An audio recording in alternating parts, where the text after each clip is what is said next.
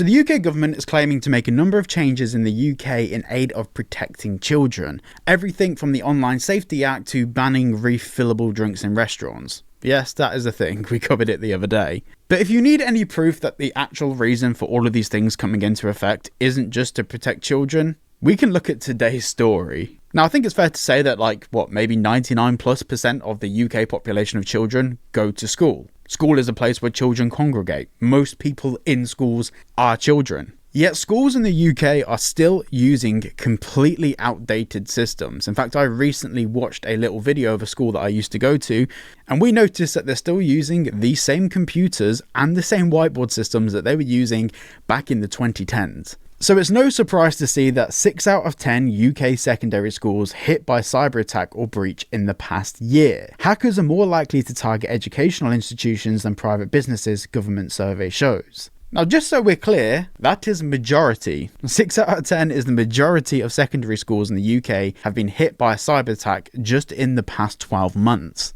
Now, before we get into the information that's been accessed and what's actually happening, just a very quick 15-second thank you to private internet access. If you're looking for a VPN that doesn't keep logs, that allows you to browse the internet without the ISP tracking you, make sure you check out private internet access at the link down below. You get yourselves 4 months free and 86% off, and you greatly support the channel. Back to the video.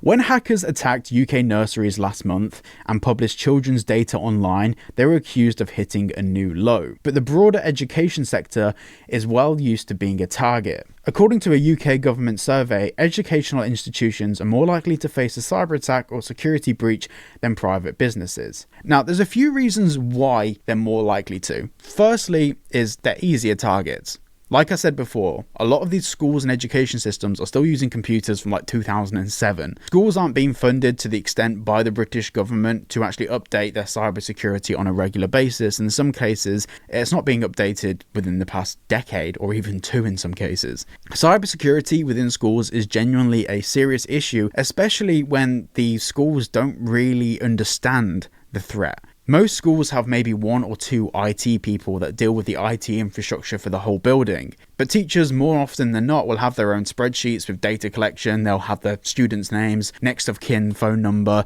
they'll have addresses, all of this sort of stuff where they just know if they need to make a phone call, it's there. And this is where every other institution in the UK, things like universities that are taken a little bit more seriously in the cybersecurity space, especially when they're doing their own research, they have slightly better infrastructure and better protections in place. But things like schools and nurseries, the general school of thought is, why would anyone want to steal little Timmy's data? And the truth is actually far more sinister than you may think. Being able to hack a school, maybe steal a copy of a passport or form of ID for a child, or being able to steal an address or next of kin phone number essentially allows that child's data to be cloned and therefore sold. There's a lot of black markets out there and many different reasons why data is cloned for children, and to be honest, I'm at the risk of getting the video demonetized just by it being focused around children as it is. So we're not going to get into why data is exploited in that way. I'm sure you can read between the lines and do your own research online. And with children not being responsible for their own data, they, a 7-year-old or a 10-year-old or 11-year-old isn't going to be signing up to data broker websites to get themselves removed.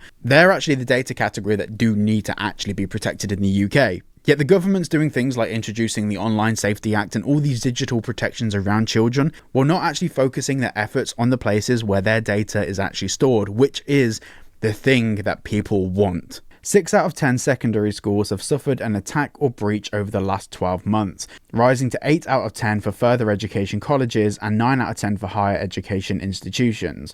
To be clear, by the way, these aren't successful attacks. These are attacks that have been attempted. Universities are more likely to get attacked, but they have a lot more protections in place. By comparison, 4 out of 10 businesses have faced a breach or attack, roughly the same proportion as primary schools. Toby Lewis, the global head of threat analysis at the cybersecurity firm Darktrace, says that the UK education sector has not necessarily been targeted deliberately. They are just getting caught up in the dragnet of cybercrime attacks that are out there, he says, adding there is an element of randomness and opportunism in the targeting of cybercrime victims. Now, what's meant by this is, for example, say if a school has a database of addresses and names and it's in a secure portal, well, hackers will identify that maybe, thousands of schools use that same portal to keep the data for the various children in those schools, or The same for businesses. I don't know, say if everyone's using Outlook for their emails, then obviously Outlook is a really good target for hackers because they know if they can breach Outlook, they can breach loads of businesses in the process. Essentially, hackers go after the systems that are most widely available, and in the process, it makes it a lot easier to hack multiple institutions at once rather than aiming for like one particular school.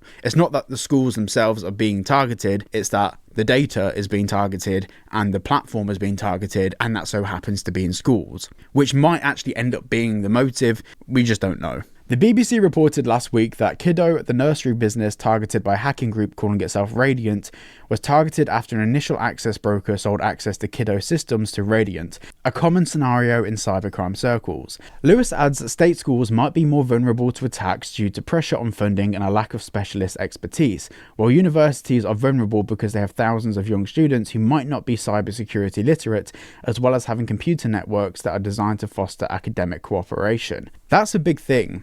A lot of computers on a network are shared, especially in schools, where the whole idea is that you can save your work on one computer and it be accessible on another computer. So essentially everything's stored on a server, everything's server based. And once you gain access to that server, you essentially gain access to everything. A good example of this actually is in school. I got into trouble, I think I was about 14, 15, because basically the school's internet wouldn't allow us to visit loads of different websites. We wanted to play games in class. And what we realized is because all of the computers were on the same server, you could create a guest account on the server and the admins didn't need to approve that guest account. So essentially we could copy the contents of one computer to a hard drive, take it home. Using a few little cracks you can get online, you can basically rewrite the admin permissions for that computer, boot the computer up from the hard drive, and then it would give you full access to the servers, and we could see things in there. For example, all of the payment records for teachers, all of that stuff was accessible. Now, obviously, they realized that I'd got into that system, and I actually... yeah, I know, call me a brown nose, but I cooperated with the school and I showed them how flawed their system was, and they didn't do anything about it. I just got in trouble for calling it out. But this is the problem with shared networks. They're not secure. A shared network in your house, if you live in the middle of nowhere, is not so much of a problem. It's still a problem. Still not great. But it's not the same thing as being in a building with hundreds, if not thousands of people that are all accessing the same network and using it as a place to store their data. That's concerning. The point I'm trying to get to in this video is at the moment the government is going above and beyond in the aid of protecting children. But there's things that the government should be doing immediately, day one, like, for example, creating their own system for schools to use that is far more secure than what schools are currently using. There's things like that which they should be investing time, effort, money, energy into that would actually protect the data of children. The data of children is more important than them scrolling Instagram and maybe seeing something that they shouldn't see.